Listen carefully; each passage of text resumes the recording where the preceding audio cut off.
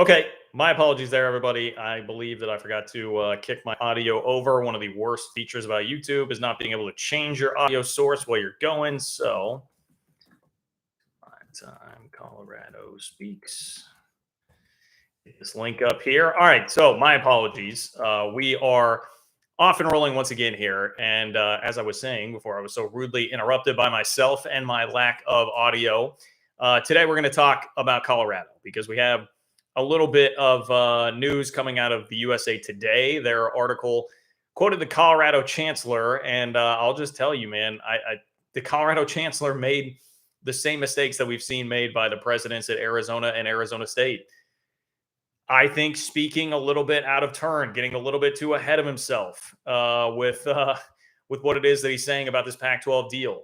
If you guys have been following along, if you've been paying attention to this whole saga, you probably know exactly the mistake that I'm talking about here made by the Colorado Chancellor. Once again, kind of puffing his chest out for the Pac-12, probably a little bit too much. And it feels to me like Colorado really felt the pressure of what was going on there with the rumor mill getting out of control a couple of weeks ago about them being bound for the Big 12. And now they're coming back around the other way. And I would say being a little bit too strong here. But we're gonna break down the quotes from the Colorado Chancellor and dive into all that here on the show tonight. Plus some of the reaction to it. You know, I thought Stuart Mandel had a tweet and a reaction to it that I didn't really totally agree with. I mean, nothing that the Colorado Chancellor said really changed the situation that we're in here. And another thing, longtime listeners will know is that we're just in a pattern of, you know, it's the Rorschach test, the ink blot test. One person says something, both the Pac-12 side and the Big 12 side can look at it and come up with a different conclusion. And we're kind of in the same spot once again with that. So we're going to break that down. You know what I thought about doing, and if I were for anybody, I want to say this for anybody that thinks that I can be clickbaity or anything like that. What I could have done tonight is simply come on with a video that was titled "The Big Ten Raids the Pac-12 Again." And, you know, you guys seeing that headline, I assume would totally flock here. But I did not do that because I felt like, well, that's a little bit strong for what this story actually is. But the Big Ten did raid the Pac-12. It's just not in terms of taking schools right now. This was not Oregon and Washington. Okay. So I did not want to deceive you guys too much on that, but the Pac-12 has taken another L, and it's another negative headline. I would say for the Pac-12 here, based on what has happened, and it also puts Pac-12 fans really in a conundrum if you have paid attention to what they shout and scream about every single college football Saturday throughout the season. So that's also on the docket here tonight. Plus, I told you on Sunday that there was a lot in the John Wilner mailbag from over the weekend, or maybe it was late last week, that we just didn't get to. So I do want to cover that. I believe we talked about the question that was asked to him, like, hey, what happens to Washington and Oregon if the Big Ten isn't ready to expand and the four corner schools are leaving? But there's also an update on the line. You know, the line, which is started at 5.5-point favorite, Pac-12 survival.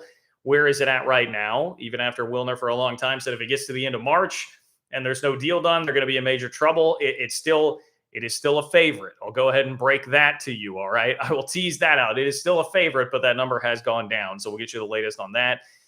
He talked about the length of the Pac-12's new media deal, and I've seen it now a couple places mentioned 5 to 7 years. Boy, I just don't know, man. That seems to me like it will be a tough putt to get Oregon and Washington to do that. But we have multiple people here in the bits of news that I'm bringing you today say that exact very thing, 5 to 7 years for this new deal. So we will cover that. And let's see, what else do we have? Oh, what number is minimally acceptable? What financial number is minimally acceptable for these Pac-12 schools? That was also covered in the latest Wilner mailbag. Bob Huggins continues to have a very nice portal season. Pulling another one, Raekwon Battle, a guy that I saw play at Montana State. And hey, the draft is happening just like a 5-minute walk away from me, is where the NFL draft stage is set up at Union Station in Kansas City.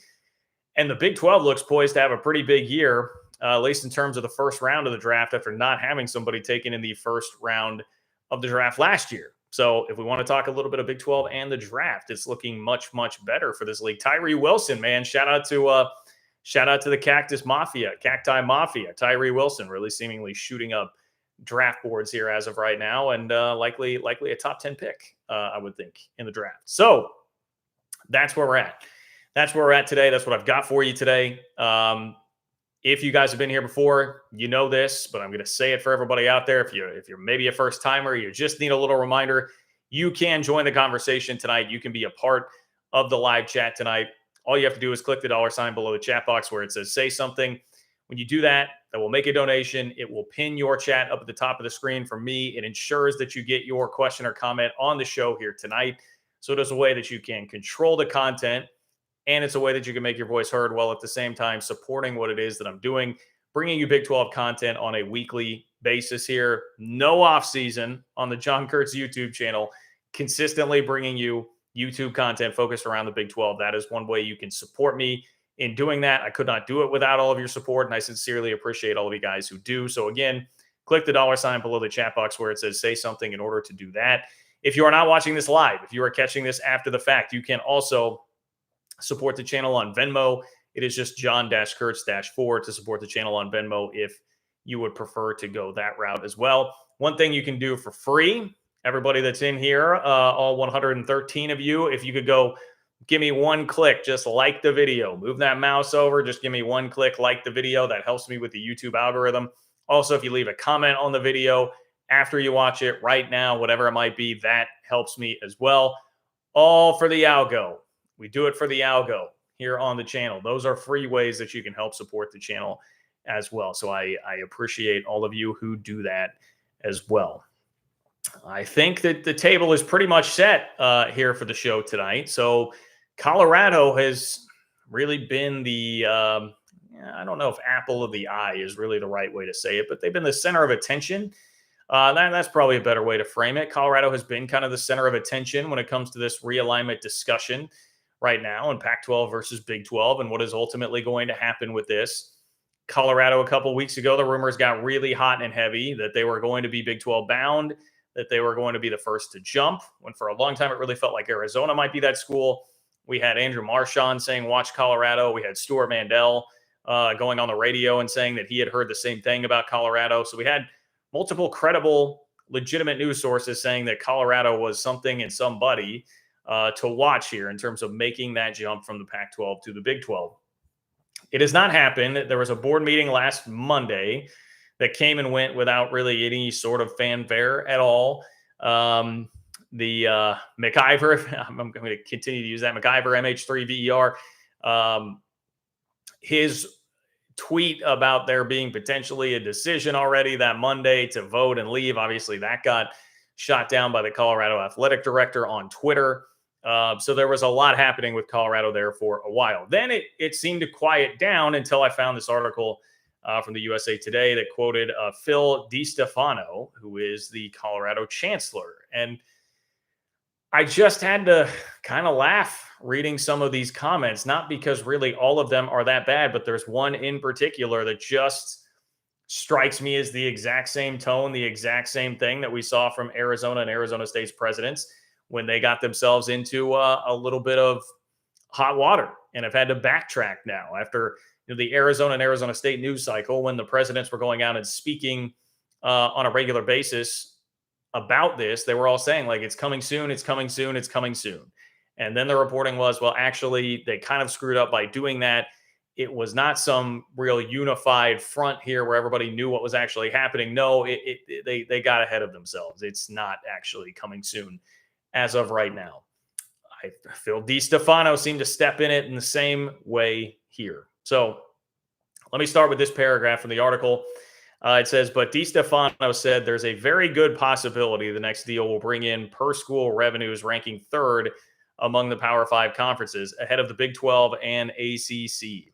He also hopes it's a 5 to 7 year deal instead of being locked into a longer contract like the 12-year deal that ends next year and once was touted as the most valuable in college sports. When will these guys ever learn, man? So here it is. He went with both, right? Okay. He also said at the end of this, I'm going to skip way ahead. He said at the end of this article, from the article, it says, he said expansion depends on the new media deal, which is, quote, getting close, All right, so there's that. He once again is reiterating, we're close, we're close, we're close. He says we are getting close on the media deal. And then at the same time, also said there's a very good possibility the next deal will bring in per school revenues ranking third among the Power Five. So he's saying very good possibility that we are going to beat the Big 12 and the ACC with this new deal, and it's going to happen soon.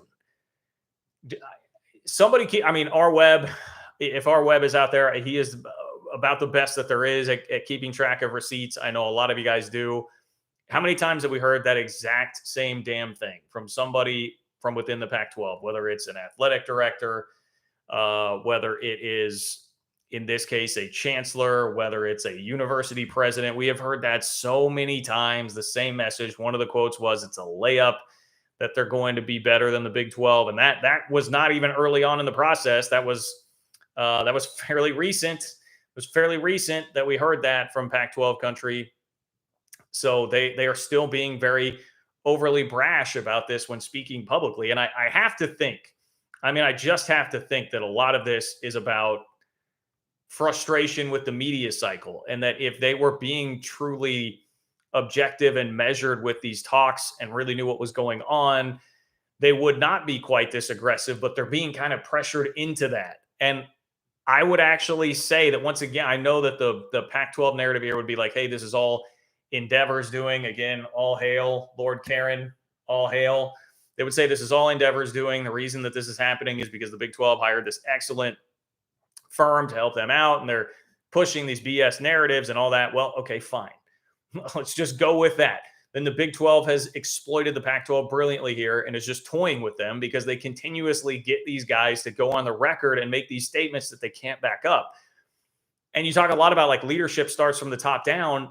George Kliavkov is the guy that we now know was out here promising like 40 mil plus per school at the beginning of this process before the Big 12 had their deal, was like way too overconfident about the money that they were actually going to make. And that obviously raised expectations, which created a wave of disappointment when it became clear that that was not going to happen. And that frustration permeated to the point where we saw the Arizona State president or athletic director, I forget which ASU leadership member that was, but speak out and say like, yeah, honestly, it has been frustrating. This process has been frustrating. It has been a continuous just line of the Pac-12 overpromising, under-delivering, overpromising, under-delivering, overpromising, kicking the can down the road. And this is just very much in line with that. It is yet another instance of that, this time from the chancellor at Colorado.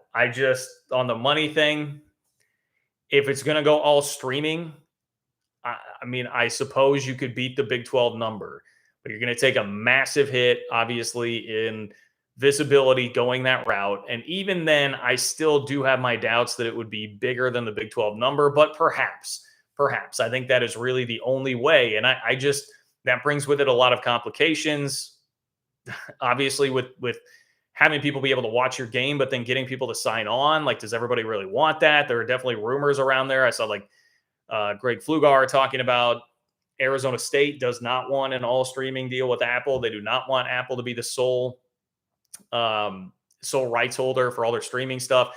Like, that's going to cause problems. And so I don't know. I don't see the way that you make it work with visibility to make everybody happy and be able to hit the Big 12's number. It just seems like brash overconfidence, much like, once again, we saw George Kliavkov say at one point that his conference was going to catch the SEC and the Big Ten financially, which we know was a ridiculous and asinine statement. But that's been the tone that's set. That's been the tone that has been set, and everybody just seems to fall in line, and it's disorganized. People just speak out whenever they really seem to feel like it, and go to the media when they get frustrated with how the narrative is being portrayed, and then say things that they can't really back up and that have made them look bad.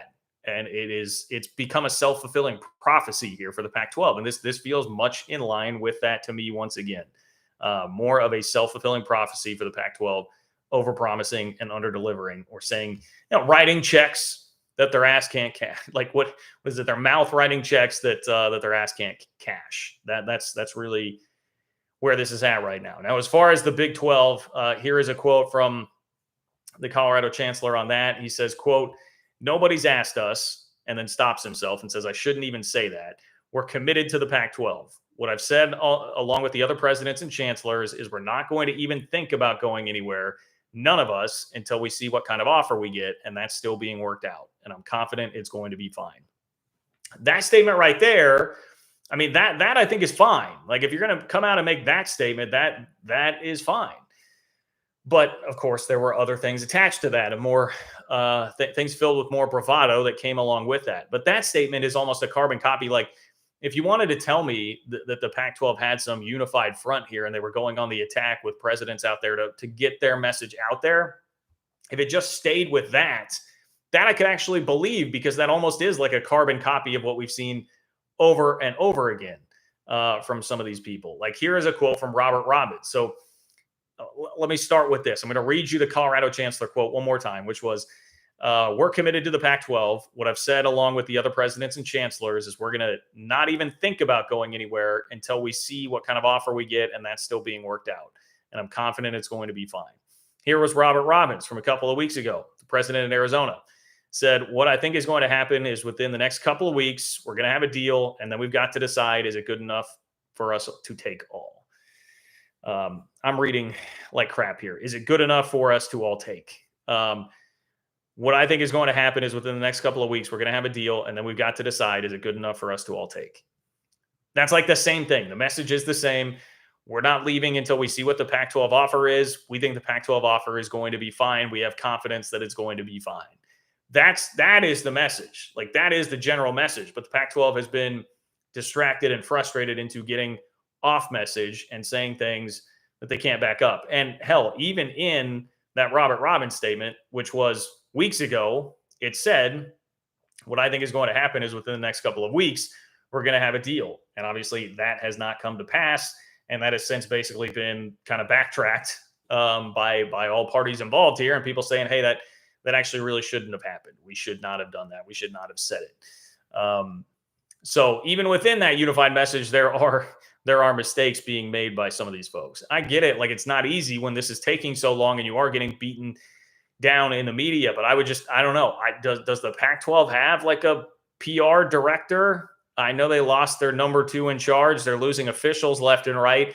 They're losing a lot of people. The Pac-12 network has had them hemorrhaging money. They owe Comcast a bunch of money, but I don't know. Could somebody pay for them to get like a PR director to be on top of this and get everybody to stay on message and not continuously put things out there that are going to make them look bad? At least I would say this, at least this article doesn't seem to have made quite the waves that some of those others did from Arizona and Arizona State. I don't know if that was because at the time it felt more novel, because you hadn't had presidents speaking out nearly as much outside of maybe Kirk Schultz at Washington State. This one just seemed to be a little more hidden. It didn't really get out there and make the rounds all that much. But I will say Stuart Mandel did respond to it. And so Stuart Mandel quote tweeted the article and said there had been rumors that Colorado could be the one school to defect to the Big 12 before the Pac-12 TV deal is completed. Their chancellor refuted that pretty strongly over the weekend. I guess for one thing, I would say, again, like, Stuart Mandel's name was on well, maybe it wasn't on a story. He went on the radio. Stuart Mandel went on the radio and perpetuated that rumor himself. So again, and maybe he's saying that, like, realizing that and okay with that and understanding, like, hey, I was a part of that. But this has happened once before. It was the day that I got blocked and then was unblocked the next day by Mandel. But this happened before, where I just pointed out, like, hey, man, your name was on a report here that you're now like refuting and saying that line of thinking is ridiculous. And we're kind of seeing it again here, where it's like, hey, there've been rumors that Colorado was going to be the one school that left, but now those got dunked on by the Colorado chancellor. And it's like, okay, man, like, you went on the radio and said it yourself, like, that you had been hearing that. So I don't know what you really want from there. I guess if you're pointing out that your thought there got dunked on too, then that's fine. And I guess if you want to talk about specifically the Colorado rumor, again, this is kind of like when the Colorado athletic director quote tweeted the MacGyver MH3VER tweet about the rumor that they were going to vote. It's like he shot down the fact that they were going to vote about it last Monday and that a vote could happen that soon. He shot down that part of it. He did not shoot down in the tweet that there was a chance that they would leave. He didn't shoot that down. You got to pay attention to the specifics here. These guys picked their spots pretty wisely. He was not going to go out and just definitively say, yeah, we're not leaving, because of course there's a chance that they do. And that's now what's been publicly stated by the Chancellor at Colorado and the Chancellor at Arizona.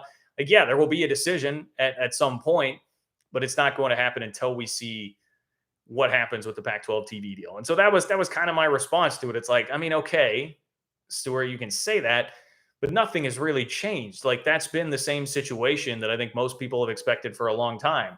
The Colorado rumor there was a lot of smoke surrounding it and a lot of momentum, and people were really pushing it for like a week or two there. So it did gain some extra life. If you want to say like that really needed shutting down, then okay. But in general, that has not really changed the situation. I think everybody understands what the situation is. Like, Colorado's in that same boat where if in fact it turns out that the Pac-12 TV deal is not good enough, once they get it, they very well could leave. Arizona very well could leave if they see the Pac-12 deal and don't like it. They just all right now are doing the wise thing. Project confidence in the league. I mean, it's not going to do you a lot of good to go out there and unless you like truly are just trying to leave already and burn bridges on the way out. It's not going to do you a lot of good to go out there and say, yeah, I'm kind of iffy confidence-wise on whether or not this will happen. Kind of iffy about it. No, of course they're going to project confidence in the league like they probably should. As of right now, don't burn that bridge until you have to. Like, if you're leaving, then that's one thing, but no reason to do so right now. So I don't really think much of what was said there changes anything outside of, yes, if you were somebody that was still clinging to the Colorado thing over a week post board meeting where nothing happened, then yeah, I guess you got dunked on. But I don't think many people were legitimately there. I mean, certainly I was not legitimately there. I felt this whole time like the most likely scenario was going to be the Pac-12 TV deal will get put on the table and then decisions will be made, and nothing significant will really happen before that. One other little bit from this article, it says he, being the Colorado Chancellor, noted how the Big 12 only has one school in the prestigious Association of American Universities, unlike the Pac-12, which has several, including Colorado. He said Colorado has had far more alumni engagement at football games in California cities than it ever had in Big 12 cities. Well, I know I'm saying this right on the heels of Colorado filling it up for Deion's spring game, but does Colorado have engaged fans anywhere?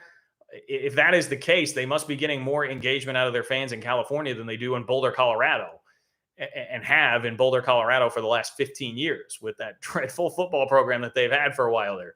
So, like, I mean, okay. And of course, your chancellor coming from academia is going to say the AAU thing and, academics, blah, blah, blah. I get kind of tired of that, but yes, it is there once again. And then the thing that was kind of buried at the end of the article, he said expansion depends on the new media deal, which is, quote, getting close. I mean, at least that's a little bit more generic. Robbins gave it the specific timeline of a couple weeks, which now looks silly because it's been more than a couple weeks and nothing has happened. And the latest round of reporting said, no, we're actually not that close. Everybody needs to chill out and it's going to get pushed back a little bit here. Colorado Chancellor went a little bit more generic. I suppose that, we'll give him a round of applause for that one. That was at least a little bit better than his counterparts, but I still feel like some of what was said here in this interview was a bit foolish. So anyway, I digress. That's the update from Colorado. By the same token, I guess the other update from Colorado is they have no scholarship players. I saw today they're down to 19 scholarship players on the roster now. I mean, Deion, I guess, is going to add like 50 guys between now and the start of the season, and was sending these guys on their way, weeding them out. There's controversy over them not releasing practice tape of kids that are trying to find new homes. There's a lot going on there, and it all seems to be according to Deion's plan. So, like, I'll wait and reserve judgment, but I don't know. It's a lot of stuff going on with Colorado. I'll give Colorado this. They have found a way to generate much more attention from people like me or the casual college football fan than they've had in a while because of Deion and because of the realignment rumors. Whereas before, they had been about the most irrelevant program in Power 5 college football. So I will give Colorado that. Much better, much better at attracting attention these days. So anyway, that's what we have on the Buffs for those of you that came here for that. Let's get to some donations. Appreciate you guys that have weighed in here. If you want to be a part of the show tonight, click the $ below the chat box where it says say something. You can make a donation. It will pin your chat to the top for me. Make sure that it gets on tonight. Helps you control the content, make your voice heard. and supports the work that I'm doing, bringing you Big 12 content on a week in, week out basis. Could not do it without your generous support, and I very, very much appreciate you guys who do that. Also, if you could like the video right now, 273 people in here, 99 likes on the video. Let's get that ratio up. If you could like the video, totally free, I would appreciate that as well. That all also helps me out. Leave a comment under the video. Even if it's telling me I suck, that is fine. Leave a comment. That helps me with that YouTube algorithm. Also, and you can donate on Venmo, John-Kurtz-4, if you would like to do that as well. Tomcat, what's up, Tomcat? Tomcat F14 says, if Wilner has lowered his odds, do you raise yours? Well, to your point, Tomcat, I can read you the John Wilner blurb about that right now. Says, here's the question. This is from John Wilner's mailbag. It says, you kept saying that the Pac-12 would be in huge danger if it didn't finalize a media deal by the end of March. It is late April. So now what? Great question. First of all, shout out to Celestial Mosh on Twitter, who was the one that asked this question to John Wilner. Great question. Hold people accountable here. He said, no aspect of the hotline's broad outlook has changed materially in recent months. We have and still believe the Big Ten is likely finished expanding for this contract cycle. The Pac-12 and Big 12 carry approximately the same media valuation. The Pac-12 presidents would prefer to remain together. If Kliavkoff Kopp presents an acceptable media deal, the conference will remain intact. Also, be mindful of the middle ground. Even if the deal eventually presented to the presidents isn't what was initially promised, that doesn't mean it will spark an exodus. Suboptimal can be acceptable given the circumstances. Now that is pretty reasonable. And I don't really have any issue with that. And that's what gets lost in a lot of this discussion. As with any debate in 2023, like everybody gets pushed to the edges and, it's either a total disaster, the conference is completely collapsing, or it's great. The Pac-12 is going to make millions more than the Big 12 and there are no problems at all in the league. There's not much middle ground. And the truth probably does lie somewhere in the middle ground. I try to be a little bit more middle ground. It's going to be Big 12 slanted, but more a middle ground here. So I can get with Wilner on that. I definitely can. He goes on to say, of course, the hotline also believes time and risk move in lockstep in the realignment game. The longer it takes Kliavkoff to secure a deal, the greater the likelihood of the conference losing schools, either because presidents panic or because economic forces conspire to kneecap market valuation. As a result, our odds, and well, that is, we should not just gloss over that. That's an important part of this. Remember all the talk here about ESPN layoffs, companies in general starting to back off, just throwing massive bags of money at these TV deals, which for a while there was just like a gold rush for all of that. Those days are over. So there have been a lot of complicating forces here that have made it difficult and made the market more difficult. Also, you have great competition coming up. WWE, NBA, a lot of things are going to be coming up here in the next couple of years that a lot of these outlets and entities are going to be jockeying for too. So combine that with the Big 12 hopping in there and getting the deal done, and it's become a little bit crowded in that space for the Pac-12. But here's what you all were waiting for. Here it is. This is what John Wilner's latest odds have to say. It says, as a result, our odds have been adjusted. Pac-12 survival is a mere 3.5-point favorite over Pac-12 extinction, down from a high of 5.5 points through fall and winter. So it's down to 3.5, people. That's where John Wilner's survival index is at. That survival is a 3.5-point favorite over extinction. I would like to know where this game is being played.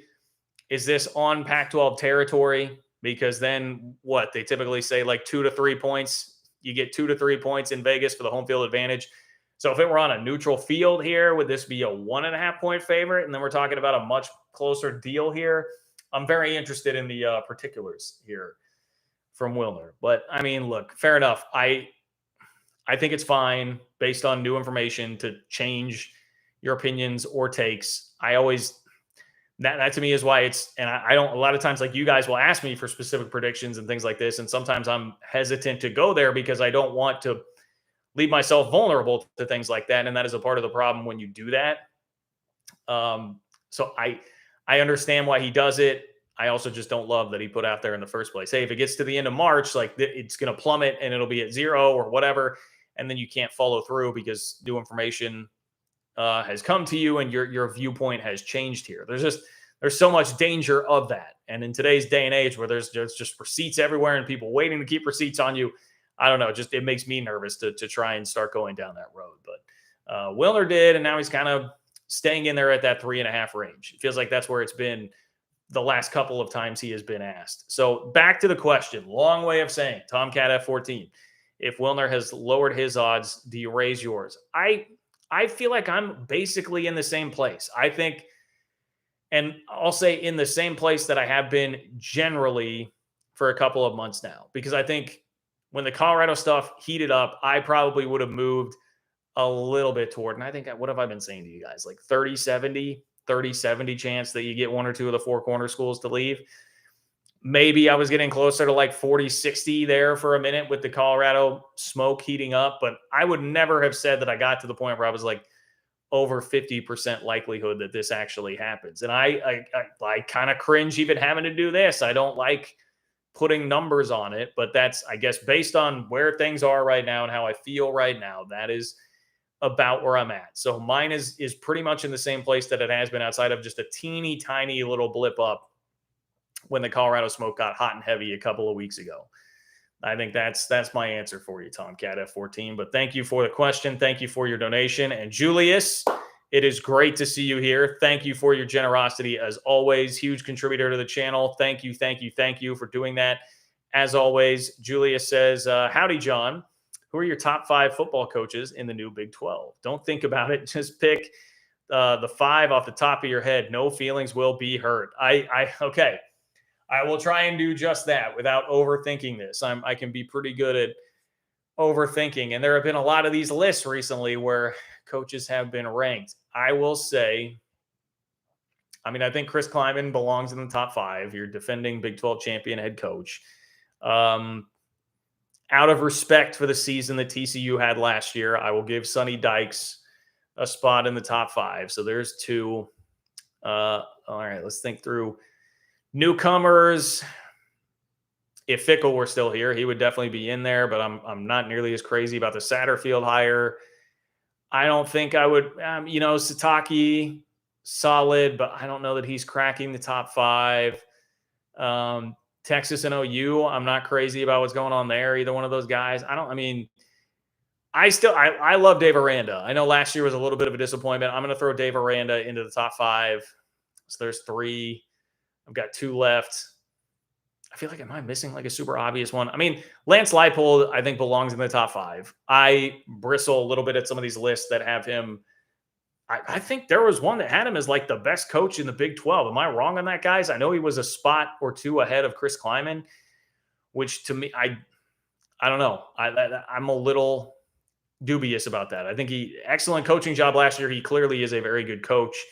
I think we may be overestimating how difficult it was just to be a competent coach at Kansas, where they were just hiring boobs, and they had boobs hiring boobs for a long time there at Kansas with the athletic director situation.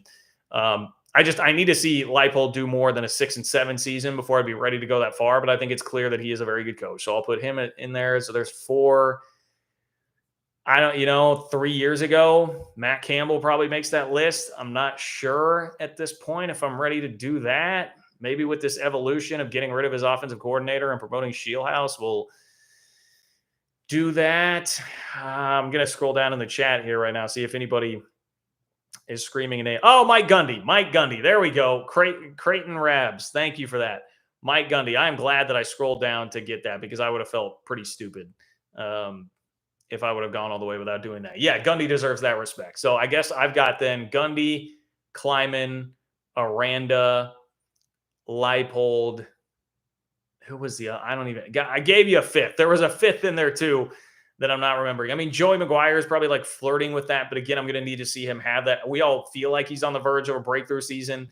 I'm going to need to see him actually take that step and have the breakthrough season, I think, before I would put him in the top 5. But he's kind of like your others receiving votes right now.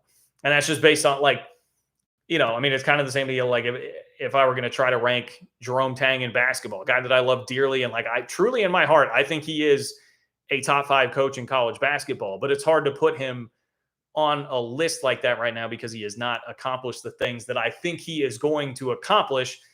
It's just a matter of actually going through and accomplishing those. And you're putting him up against guys who have broken through and accomplished all of those things. So similar sort of position there, I think, for Joey McGuire. So Julius, I think that was tough for me. I didn't even pull up a list of the schools to go look at all of that. I winged it like you asked, and I hope I came through for you.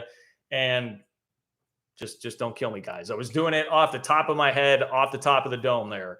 But that would be my my top 5 football coaches in the Big 12 without thinking about it very much. Good question, though, Julius. I like that. Work in a little bit of actual football talk. Love that. Mark, thank you for the donation. I don't see any message attached to this, but I appreciate you chiming in and supporting the channel. Thank you for being here, Mark. Always appreciate that. Alan, thank you for your support. I see a couple of Alan contributions here without a message. So Alan, thank you very much. Really, really appreciate that. Creighton Rams. All right, Creighton Rams, who helped me out with Mike Gundy a second ago to keep me from looking like an idiot, says, getting close. How many times the Pac-12 first 12, Pac-12, passive, okay. How many times the pacifist 12 apologists said a media deal was close? 20, 30? I mean, probably more. Probably more. Creighton Rams, we've heard it so many times. I just was floored to see the same sentiment and the same quote out there from the Colorado president, because and even this one, I mean, I would argue if you want to cut Arizona and Arizona State's presidents some slack, they were doing it at a time where nobody was really speaking, and their breaking that public silence was being framed as by like the Canzanos of the world of the Pac as the Pac-12 punching back, and it felt like there was really a need for that. And then all that happened, and then it all got walked back. Your Pac-12 sources kind of started walking that back and being like, oh no, like maybe they really shouldn't have done that. They were kind of out of line in doing that. So everybody had to walk it back. And that's been there and settled for a while. And then the Colorado Chancellor opens his mouth and does the same thing. So maybe, it's like the boy who cried wolf right now, but I guess I will say maybe this is the time that it is actually getting close. But when you've seen it happen 20 or 30 times, like you mentioned, Creighton Rams, you can't trust them. The boy who cried wolf, you've cried it too many times. I will not believe it until I see it. It will have to be presented to me like maybe like I'd have to read the same article like 5 times to actually believe it at this point that it's real, because we have seen so much of this without any tangible results there. We got Alan and Rob. What's up, Rob? Thank you for being here, Rob. I much appreciate your contribution and your support of the channel. Okay. Oh, Sonny Dykes was the guy I forgot. Creighton Rams is keeping me on point today. Chris Kleiman, Sonny Dykes, Mike Gundy, Dave Aranda, Lance Leipold. That would be the top 5 with Joey McGuire outside looking in. Rob S. What's up, Rob S.? Rob S. says, 1, Pac-12 has to expand for game inventory. 2, no expansion teams add value. 3, there are no slots left on traditional linear. 20 mil is the best they will get.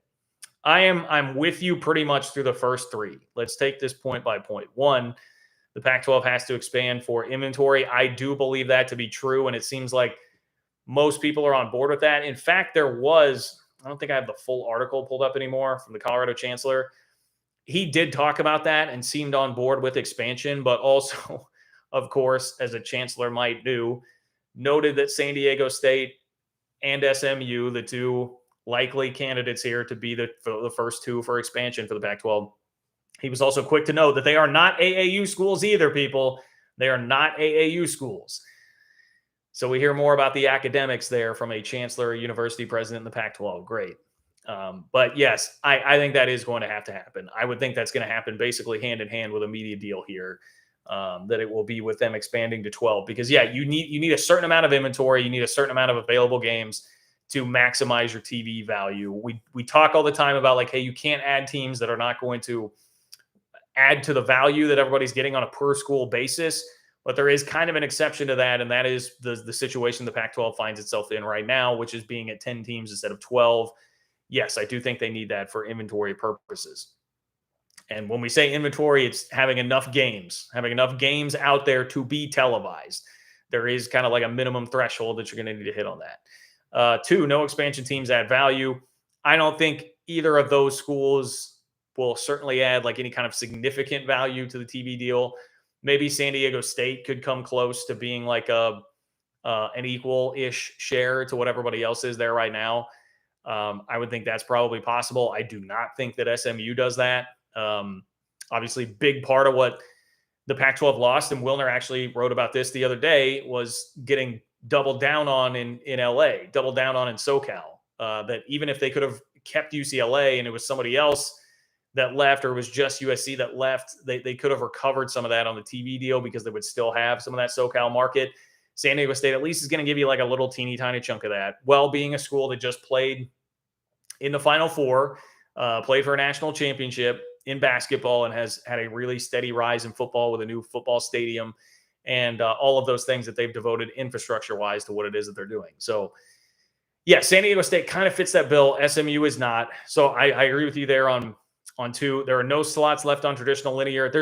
It's pretty sparse. I think, I don't know that I would go all the way to say like there are no slots left. I think ESPN does have some interest, but to your last point, it's like ESPN is going to have interest at a very reduced rate. It's not going to be at the value monetarily that the Pac-12 really actually wants here. So that's the problem that they have with that. That's the issue that they're in there.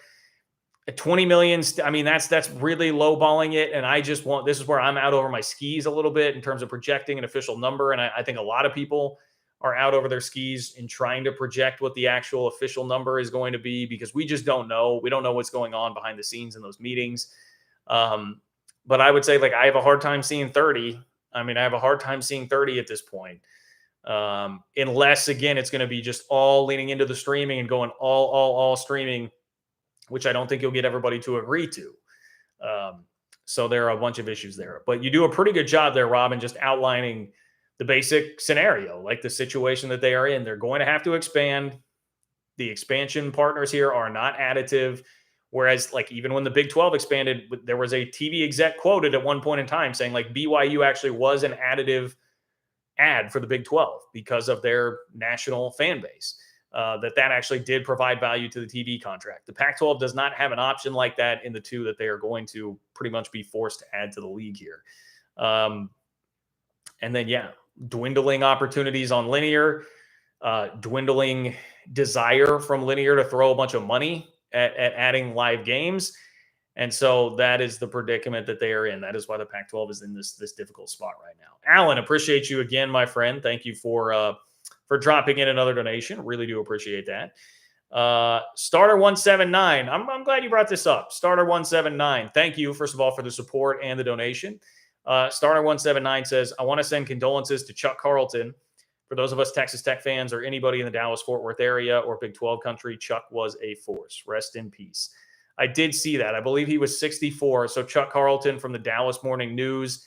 I know he's been just a longtime voice in Texas and around the Big 12. I cannot say that I personally knew him or anything. I don't even know that I met him. I know that I saw him multiple times, like at Big 12 media days and things like that back in my 10 years of covering the league and covering K-State. But I had a lot of respect for him, and I knew he was a very well-respected guy. Certainly followed him on Twitter and watched what he was saying. And I remember he was somebody that was pretty active around the time that Texas and Oklahoma left in providing some updates there. So I have never have seen or heard anybody say an ill word about Chuck Carlton as well. And if you were on Twitter today, you saw the outpouring of support for him. So certainly thoughts to his family, friends, anybody that knew him in the media industry. And yes, I was sad to see that. I was definitely sad to see that. He's been an institution, I think it's fair to say. And so very, very sad to see that he passed away today. Jay Rodriguez, not today, passed away recently. I'm not sure if it was actually today. Jay Rodriguez, keep up the good work, John. Go Cougs. Thank you, Jay Rodriguez. Appreciate you, man. Thank you for being here. Thank you for your support of the channel. And go Cougs indeed. A very hearty go Cougs to you there. Robert. What's up, Robert? Thank you for being here. Thank you for supporting the channel as always, my friend. Robert says, the CU president and AD doth protest too much, methinks, from William Shakespeare. And that's a quote from Hamlet, apparently. I probably could have told you that was Shakespeare. No way I could have given you the specific play. So I do appreciate you pointing that out. Doth protest too much, methinks. I think I think that's kind of the entire Pac-12 aura right now. Doth protest too much, methinks. Like, just being a little bit too triggered by everything that's going on. And I don't really blame them for that. They're taking a beating in the public eye, but they're making things worse on themselves with the things that they say and with their messaging. Again, I would implore some kind of PR director to get them all in a room and say, like, guys, stop saying, just stop. My message right now, if I were them, I would, and I know it's like, Kliavkoff doesn't care or whatever, he's doing his thing. I would get everybody in a room and say, guys, shut up. Just stop doing these interviews and saying that. Or at the very least, if you're going to do it, here's the message. We're confident that we'll get a good deal. We won't make a decision until we see the deal. That's it. Period. End of sentence. Stop time stamping everything. Do not. That would be the biggest thing I would say. Number one on the big whiteboard, big dry erase marker. Number one, do not time stamp anything. Stop time stamping it. Stop saying it's coming soon. Stop saying it's close. Just don't do that. Stay away from it. We cannot be doing that anymore. I do not understand. I guess from my standpoint, for wanting content and entertainment value, it's lovely if they continue to do this. But I cannot imagine how frustrating it must be if you are a Pac-12 fan or somebody in the league that is dealing with this over and over again. Look, for the sake of Oregon State and Washington State fans, who I do legitimately feel bad for because of the situation that they're in, stop doing it. Stop making it worse for them. Stop creating negative headlines for yourself. And I haven't even gotten to the Big Ten rating the Pac-12 again. We skipped right on past that story here, which is another, I mean, it's fairly minor in the grand scheme of things, but it was like just yet another bad headline for the Pac-12. They now have an officiating issue on their hands. So when we're talking about the actual on-field product here for the Pac-12, this is a problem that they're having. This is a John Wilner story. The Big Ten has raided the Pac-12 once again. Instead of taking more schools, it has seized football officials. 3 of the conference's top referees have accepted positions with the Big Ten. Chris Coitz, Francisco Villar, and Steve Strimling are departing, according to Football Zebras, a website that tracks NFL and NCAA officiating and was the first to report the news. One of those guys worked a college football playoff game last season. The Pac-12 declined to identify the departed referees by name, but confirmed that multiple officials have resigned and said the process of replacing them is, quote, underway. In addition to 3 referees headed to the Big Ten, a 4th longtime Pac-12 official has retired. So they're losing 4 officials, and the Pac-12 has already had a lot of problems with officiating. I know that I've seen the complaints, and I've seen Wilner talk about that at length, but I had not actually seen it all laid out for me. So I want to get to the rest of this article. And by the way, guys, my laptop battery is running a little bit low here. I think I'll be able to make it another 5 minutes or so here to finish out the show. But if I just disappear, just know it's because my laptop died. Here we go. The mass exodus means the Pac-12 will have new referees for at least half of its 8 officiating crews during the most anticipated season in years. A source in the officiating industry told the hotline that the departing officials viewed the Big Ten as an enticing opportunity. The difference in salary is not believed to be substantial. And a chance to separate from David Coleman, the Pac-12's vice president for officiating, was also cited here. So they don't like this guy who's the VP of officiating in the Pac-12. They're leaving for greener pastures and what they perceive to be a better opportunity in the Big Ten. The Pac-12 has said they plan to replace officials from within. But how about this? I felt like it was a pretty important part deep in the article. Unlike the ACC, Big 12, Big 10, and SEC, the Pac-12 doesn't have a formal officiating partnership with other major conferences. That would provide easy access to experienced replacements if they did. This, despite the advice of industry experts. So apparently industry experts have told the Pac-12, you guys need to formulate a partnership like the other 4 Power 5 conferences have to where you'd be able to swap officials better if something like this were to happen. Guess what? The Pac-12 didn't, they don't, and they're in hot water. To me, it just further perpetuates this notion that the Pac-12 seems kind of like a hot mess. They just seem kind of like a hot mess all across the board.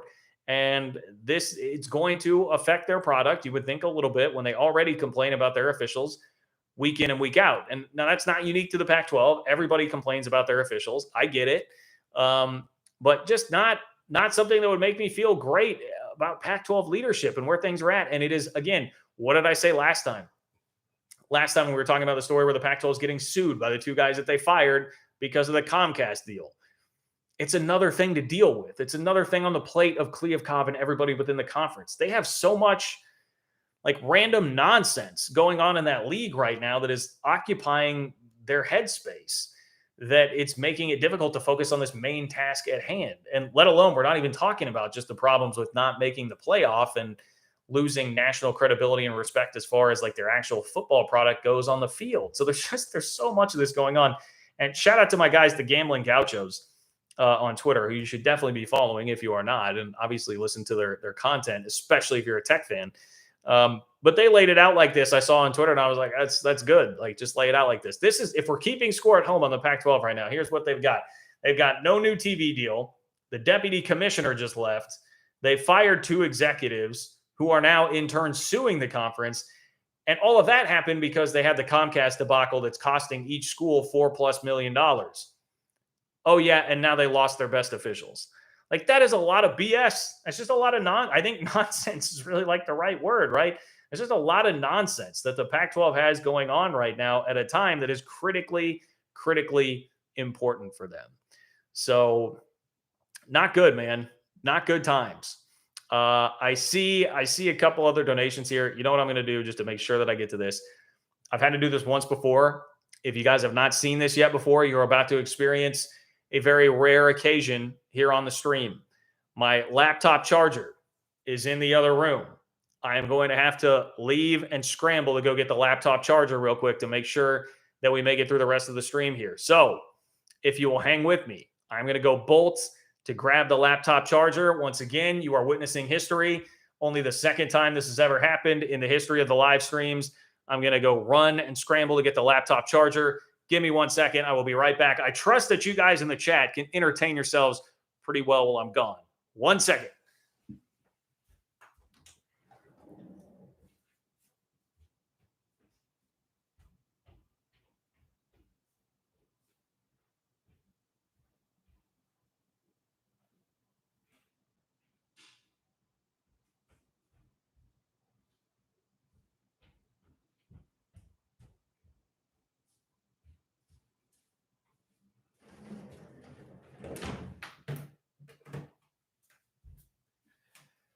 All right. We're back. Record time. I feel like that was faster than the last time. And we are good. All right. Laptop is plugged in. I can now make my screen bright again. I was looking at you guys all in darkness there for a little while. I am out of the darkness, baby. Out of the darkness. No more random distractions. We are not the Pac-12 here on the John Kurtz YouTube channel. We will not deal with random BS and random distractions. Starter 179. What's up, Starter 179? Deion Sanders, train wreck or genius? It feels like it has to be one or the other at this point, right? I mean, his plan, and he's following true to his plan. His plan was going to be to boot a bunch of guys off the team and do just a total reboot on this thing and start over. And if you read the reporting, the one receiver who left, it seemed like, was a guy who left on his own, and that was not like a guy who got kicked off. And he has all sorts. I saw like SEC schools after him. He's going to have a lot of attention in the portal. But most of these other guys are guys that Deion just said, like, hey, man, hit the road. Like, he basically just gutted the roster that was there, and now they have 19 scholarship players, was the report, that they have 19 scholarship players right now, which means that you're going to, I mean, the limit is what, 85? So, like, they're just going to be adding a whole swarm of players. I know they have a bunch that are already like set to come in that just weren't there for spring ball, but I haven't really decided. Like, I have not really decided on this Starter 179. I would say this: I am in favor of Colorado doing this because their program just needed a jump start of something, and they really needed some kind of attention somewhere. They needed somebody to care about Colorado football again. And if you saw their spring game, it's about as full as I've ever seen a spring game for anybody in terms of like percentage of capacity. I know some of the school like Nebraska, Ohio State, they'll have bigger crowds, but in percentage capacity, that was about as good as it gets for a spring game. So they've done that with the excitement of it. And I think there is a chance that Deion Sanders is a genius. that Deion Sanders is going to be an elite coach. I think that chance exists. So I think it was a worthy risk for Colorado to take. That does not mean that I'm fully on board, however, with it being the genius part of this. That's going to be a tough road to hoe this year, to bring in that many new guys that weren't there for spring ball and be plugging and playing like that right away and expect to go out and win a substantial amount of games. I don't know. I don't know. And I don't mean to ride the fence on you, but I truly do not know. All I know is that they've accomplished the goal in getting people excited about it and wanting to see what happens, because I don't think that there's been a more fascinating team in college football in a long time than what Colorado is going to be next year. Like, I will care, at least for a while, about watching their games. Now, maybe if it turns out they are really bad, then I will lose interest pretty fast. But for right now, boy, I am pretty interested. I'm pretty interested in what is going to happen. Let's see. DZ Low 785, buy a laptop charger with this donation. Thank you, DZ Low. I appreciate that. I will contribute that maybe to a new laptop charger fund, so I can have like one in here, one in the other room, and not forget. I was in a hurry to get going tonight, and I completely forgot about it over there in the other room where I typically work. So, but point taken, DZ Low. That is fair enough. That is fair enough. Everybody, you are free to donate to the laptop charger fund if you would like to tonight. Cat fan in Huskerland, aka Daniel Osborne. What's up, my friend? Thank you for being here as always. Great to hear from you as always. Daniel says, I wore my I-80 truck stop t-shirt today to honor the great truck stop conference that is the Big 12. Great show, John, and go Cats. Yes, thank you, sir. Thank you for that. Thank you for repping the truck stop conference. We still need to we need to get some merch. I need to do that at some point. Someone had a chat with me about that the other day. Like, hey, you really need to do some merch, get the brand out there more. Would love to make some truck stop conference t-shirts. Gonna need a good logo for that. So I guess if anybody out there is good with graphic design, good with Illustrator or something like that, and you want to shoot me a logo design for the truck stop conference, that would be great. That would be great. Yeah, that needs to be somebody, and even if it's not me, if it's someone else that's going to do it and make the logos and the t-shirts or whatever, like, we need something with that, because I'm all in on embracing truck stop conference here. I'm all in on embracing that. I'm reading the chat now from when I left. If he never returns, call the police. Need a soundtrack. John's 40 time needs some work. Yeah. The 40 time is not good. I can tell you that much right now. The 40 time is not good. I was a distance runner in high school. I've got no straight line speed. I'm an endurance athlete here. An endurance athlete. Purple underwear or shorts. They are purple shorts. I bought the what is that brand? Like 19 or something like that. They create like old school basketball shorts from your school. So I'm wearing like the old shorts that K-State wore in like the 70s and 80s. Rolando Blackman, for you old heads out there, was wearing them on the cover of Sports Illustrated at one point in time. So that's what I've got on there. I love this. I love how much you guys love me going to grab the charger. Anyway, I think that's about going to wrap it up. If you want to get something into the buzzer, I know some people are always aiming for that buzzer. Now is the time. Click the $ below that chat box where it says say something. But this is pretty much going to wrap it up for the stream tonight at just about an hour. But fun. Glad we were able to do this. I guess glad in retrospect that the Colorado Chancellor gave us this opportunity by saying the same thing that everybody else in the Pac-12 has been saying for a while now. Okay. Appreciate you guys. Thank you for being here. Spread the word. Friends and family, social media, word of mouth, Facebook groups, Twitter, wherever it might be that you can spread the good word about this channel. I would appreciate that. Let's continue growing this community. We're about to hit 16.5. We're getting close to 16,500 subscribers here. And genuinely appreciate all of you guys. If you want to support the channel and you have not done so yet, you can do it on Venmo. It's John-Kurtz-4.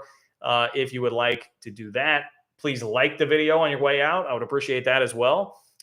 Leave me a comment on the video, whether you love me, hate me, agree, disagree, whatever it might be. All of those are very much appreciated as well. With that, I bid you guys adieu. I will talk to you on Sunday. assuming nothing crazy happens between now and then. I'm about to go experience the draft here, just a 5-minute walk away from where I'm at right now over the next couple of days. So that is going to be exciting. Hope the Big 12 does well here. It could be like 4 to 6 guys taken in the first round from the Big 12. I'm wearing my Felix Anudike-Uzomah hoodie. My Felix Anudike-Uzomah hoodie. Support NIL, people. Supported his NIL with buying this hoodie, but hope to see him go in the first round tomorrow. Michael gets in with Go Cougs. Michael beats the buzzer. Thank you, Michael, for doing that. Take care, you guys. Enjoy the rest of your Wednesday and the rest of your week, and I will talk to you all soon.